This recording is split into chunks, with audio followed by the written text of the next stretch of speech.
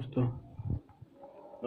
आप आज देख रहे हो आउटडोर की पीसीबी इन्वर्टर एसी की। ठीक है, ये इन्वर्टर एसी का आउटडोर का पीसीबी है और हम लोग आज ये चेक करेंगे कि कहाँ पे क्या वोल्टेज आती है, कितने रेजिस्टेंस आते हैं और ये कैसे ख़राब होता है और कैसे सही होता है। तो आज हम लोग यही चेक करेंगे। इसको हम उल्टा करते हैं, उल्टा करके चेक करेंगे।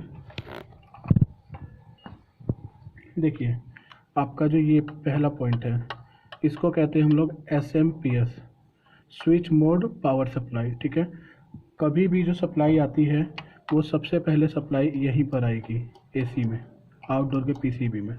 यहाँ पर आपको कभी भी सप्लाई चेक करनी है तो आपको 220 वोल्ट जो आपके घर में आ रही है वही सप्लाई आपको यहाँ पर मिलेगी।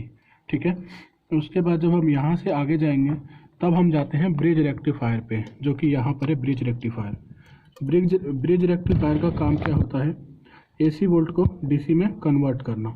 ठीक है, एसी में यहाँ पर आपका एक ये पॉइंट है और एक ये, दो पॉइंट जो है ये एसी पॉइंट है और ये दोनों पॉइंट जो है ये डीसी पॉइंट है। यहाँ पर हमारी सप्लाई है, जो हम चेक करेंगे तो 220 ही आएगी, जो आपका यहाँ पर आ रहा था SMPS पे, और जो यहाँ से निकलेगा वो आपका डीसी वोल्टेज निकलेगा। ठीक है, यहाँ से जो आपका निकला वो डीसी वोल्टेज।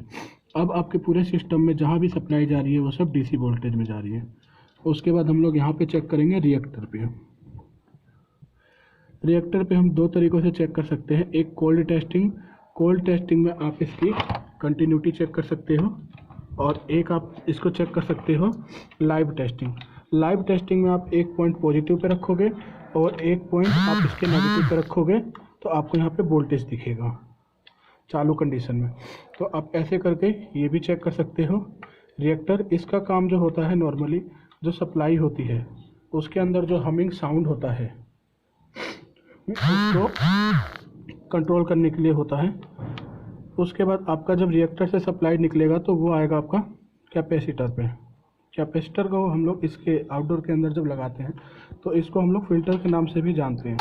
इसका काम जो है, नॉर्मली जो वोल्टेज के अंदर जो फ्लक्चुएशन है, एसी से जो डीसी वोल्टेज बना है उसके अंदर कोई प्रॉपर चीज़ नहीं है, उसको हम लोग यहाँ पे प्रॉपर करते हैं। एसी को डीसी में हमें जो फिल्टर है वो प्रॉपर करके देता है, आगे स्मूथ बना के देता है। ठीक है, यहाँ पे दो कैपेसिटर यहाँ पे, एक यहाँ पर है और एक यहाँ पर है। इन दोनों में हम डीसी वोल्टेज हमेशा चेक करेंगे और यहाँ पर जो वोल्टेज आएगी डीसी वो 350 के आसपास आएगी। उसके बाद हम लोग आगे जाते हैं तो आगे हमारे पास एक होता है IPM। ये हमारा IPM है, ये IPM है एक यहाँ पर। और उसके बाद हमारा आता है UVW।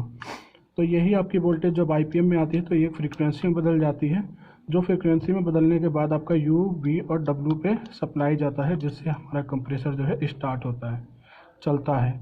यदि बाई चांस हमने SMPS पे सप्लाई चेक की लेकिन उसके आगे सप्लाई नहीं आ रहा है तो हम लोग ब्रिज रेक्टिफायर पे चेक करके पता कर सकते हैं कि सप्लाई यहाँ से नहीं निकल रहा है या फिर पीछे से ही नहीं आ रहा है। यदि रेक्टिफायर से सप्लाई नहीं निकल रहा है डीसी सप्लाई, तो हमारा जो रेक्टिफायर है वो ख़राब है, या फिर हमारा जो रिएक्टर है ये प्रॉपर काम नहीं कर रहा है, तो हमारा ये रिएक्टर ख़राब हो सकता है।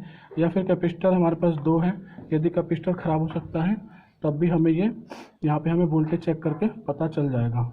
UVW पे भी हमें पता चल जाएगा, यहाँ पे लगभग 177 वोल्ट के आसपास आना चाहिए।